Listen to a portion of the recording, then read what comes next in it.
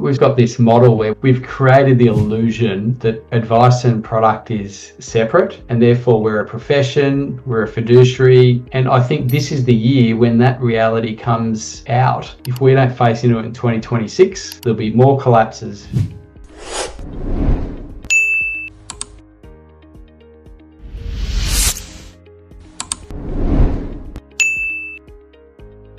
I'm going to take over the running of this one, Brendan. Thank you. You've done a lot of the heavy lifting on this one. Number 5, Conflicts of Interest, the sequel. I love the title of this because in many ways, when you've seen the first movie, you know what the second one is going to be, but you're still really interested about how the character's going to develop, where's going to be the focus. Is it going to be a similar ending, a different ending? There's still a little bit of unsureness, but there's almost a degree of comfort that you know it. In this area, I think that's quite dangerous, right? Getting comfortable in conflict of interest is probably a danger Will Robinson sign. But I want to dive into your perspective on this because I don't know too many people, and I've been in this industry quite a lot, that have worked in, led, run, done the diversity of roles that you have done. Open-ended question. What's your thoughts and perspectives? There's been a lot of news in this area, but I get the suspicion that not as many people are as focused on this as they should be.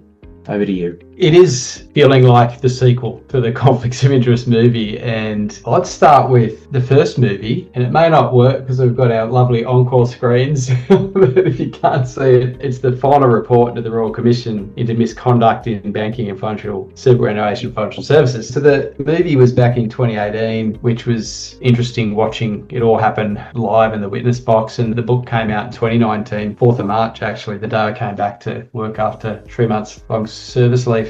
Look, the heart of it is, this debate's been going on for decades, the separation between product and advice. It moved from commissions and some conflicted remuneration to the separation of product and advice. And we separated it an extent where we felt as though it was separate enough, but it wasn't really separate.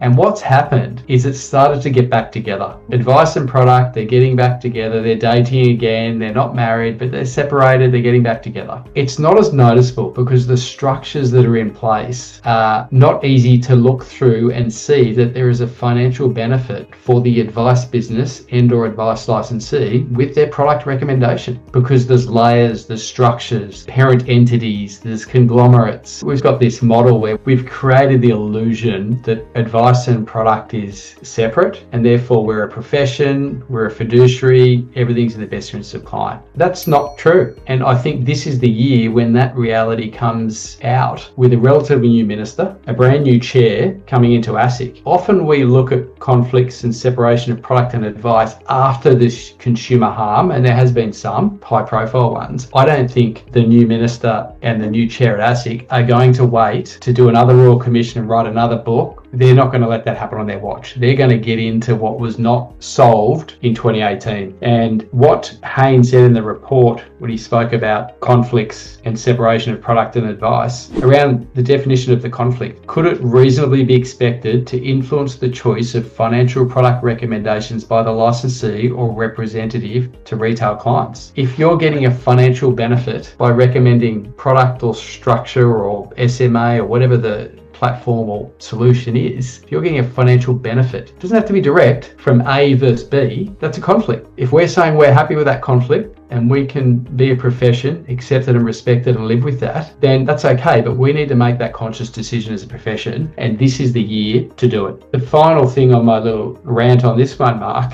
one of my favourite topics, is back in 2018, when there was a talk about structural separation, Kenneth Haynes said it is noteworthy that ASIC was among those who did not support structural separation of product and advice. So that was back then, and if you go into the detail, it's going to happen anyway. It's going to get further and further apart. We don't need to do anything. It's not going to come back together. It's gone the other way. And I think this needs to be a conversation within the financial planning profession to get ahead of it. We need to drive it and not wait for another failure, another Royal Commission, and we're dragged through it again. We can make the decision now on, do we believe separating product and advice is the right thing for the profession? And within that, the licensing structure that has some of the businesses direct with ASIC license and others through these licensing structures that are trying to create different models to financially survive. I think it goes to the heart of looking at the licensing structure as well. And this stuff, if we don't face into it in 2026, there'll be more collapses, volatility will come, and then we'll all look at it and go, oh, we knew that. For me, this is a theme for this year. Conflicts of interest, we need to deal with it. Separate product and advice. It's the last thing to move to a true accepted profession. I think the challenge we've got is that you've got different profit pools in different parts of, let's call it a value chain, though I don't really love that description. There's different profit pools in different areas. Advice, delivery of advice, licensing or community or services to the advice profession, investment platforms, investment solutions, structures, SMAs, MDAs. So there's different profit in different parts within the system. Superannuation funds.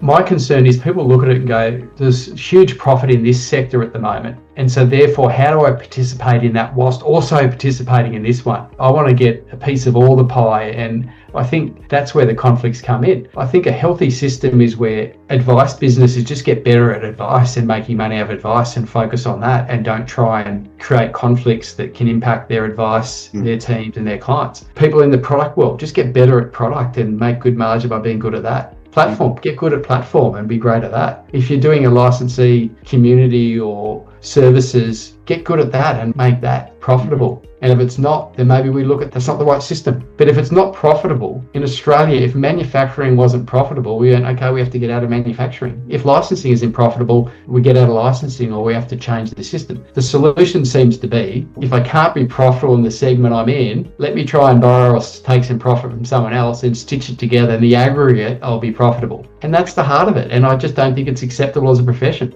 That is one of the best articulations of both the problem and a solution and way forward that I've heard. The last thing on this is, if we again go back to this book, if you're struggling to sleep, read it again, the original, The Final Report. Hayne talked about why separation of product and advice is quite a simple and effective way to eliminate the conflicts, fiduciary, be more of a profession. And one of the reasons he recommended, or he didn't recommend that taking place, was it would be disruptive. And so if your only reason not to is because it's disruptive, is that enough to become a profession, separate product and advice?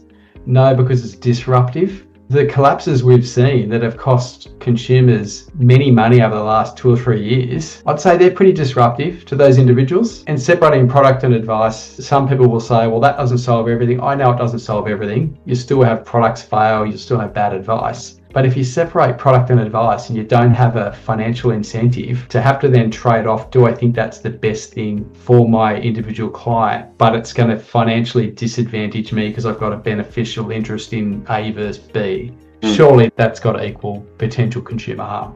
Well said. To finish on it, if I'm an advice business owner, whether I've through a licensee, I've got my own license, how I implement my advice, what platforms, structures, products I use, whatever it is in the value chain, my advice would be your governance, your board, have independent directors, have people that aren't from financial services, that aren't in our world, have a look at the system and give you some advice from an independent, non-financial planning to help you think broadly around the system. As we said with Royal Commission, if people were outside our system looking in, they would have seen stuff we couldn't see that was right in front of us, that was going on for decades. So I think get advice, be objective, get independent. We're all too close to it, but we need to make some bold moves and finish with where do you add value the most, double down on it and make that profitable. And if it's fiduciary, financial planning, business owner, and you want to be professional into the future, just be great at that and make that more profitable and let the other parts of the value chain be the best they can be and select what's the best for your clients. We'll all win.